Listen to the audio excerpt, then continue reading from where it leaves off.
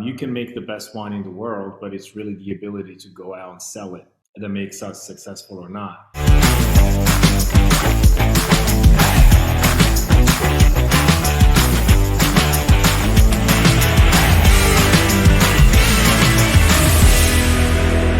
Today's conversation is extra fun because we're all always looking to discover new wines. And I had the opportunity this week to taste three new wines, and quite literally one was better than the next. Like every single one was a surprise, a delight. And the best part for me was we got to meet a new winemaker from the whole experience. And so today we're going to talk with the Vice Wines Malek Amrani. So we're here. He's in Napa today. Malek, thank you for joining us for the conversation. Thank you so much for having me, Joe. So just as we were talking a second ago, I just want people to understand how busy you are sharing your wines with the world. Talk a little bit about where you just came from and talk a little bit about how much you're traveling. And I don't know if people realize how much the average wine industry professional is traveling and how you spend your time. Can you share a little bit about your average calendar week? Sure, thank you. Well, first of all, thank you so much for having me today. I literally just walked in 3 minutes ago. Um, I was in Miami, so I landed in San Francisco a couple hours ago and just got in here. So speaking about travel, a lot of what we do is travel because you can make the best wine in the world, but it's really the ability to go out and sell it that makes it, that makes it a successful, that makes us successful or not. All comes down to sales. So on average, I mean, for me, for the last 8 years, I average about 5, 6 nights a month at home. So a lot of my time has been spent on the road. Although this year I'm trying to shift gear a little bit and spend more time here in Napa Valley and less time on the road.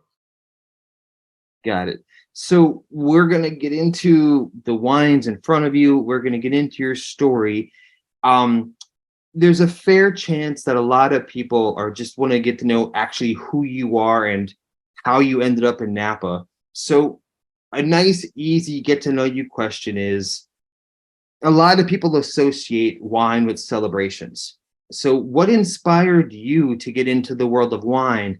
And if it was a celebration or a memory, can you tell us what that memory was? So what inspired me to get into wine was my love for it.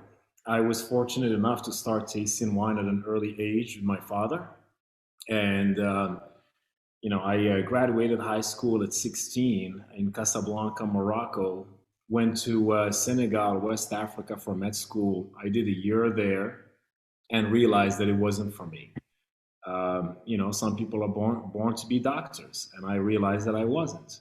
And speaking of celebration, I really wanted to do something that uh, was quite celebratory on a daily basis and fun.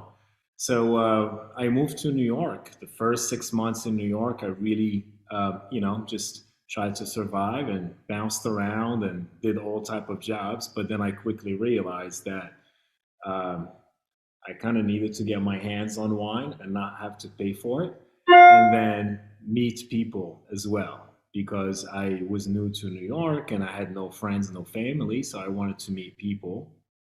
And I realized that working in the wine industry, wine bars, restaurants would be ideal to fulfill the two needs that I had at the time.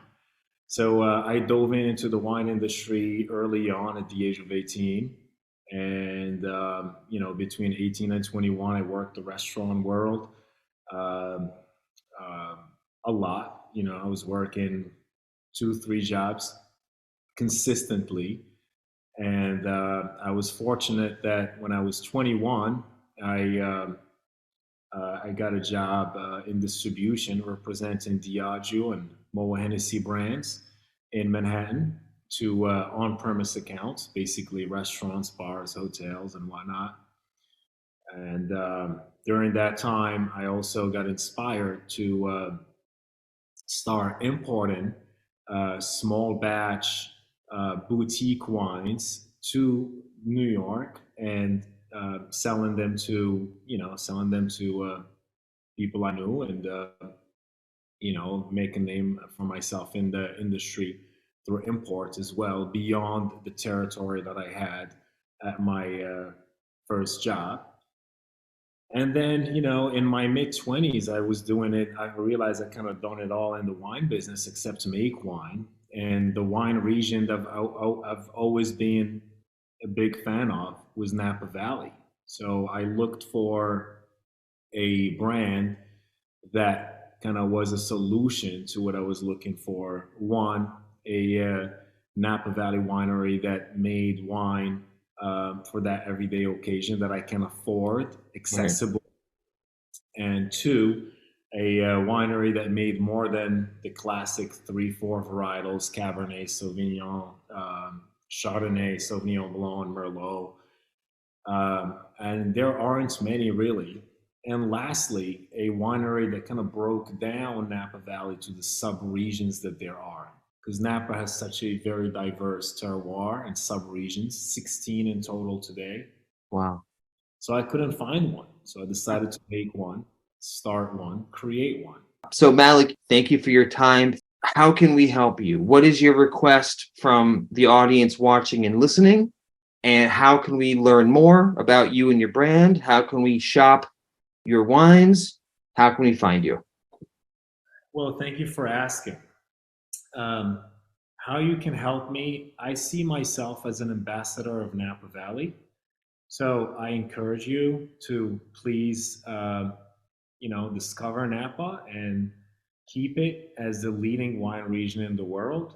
We are a wine stop shop for Napa Valley. We have the most diverse portfolio of Napa Valley wines at a great price point. Please check us out, thevice.com.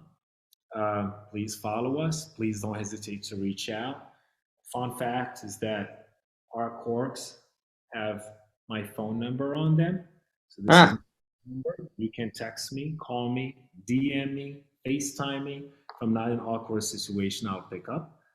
But I'm very accessible. Um, you know, I'd love to. I'd love to hear from you. I'd love to answer your questions. I'd love to help you discover the wine industry, but specifically Napa. I'd love to help you not only discover it and enjoy it as well.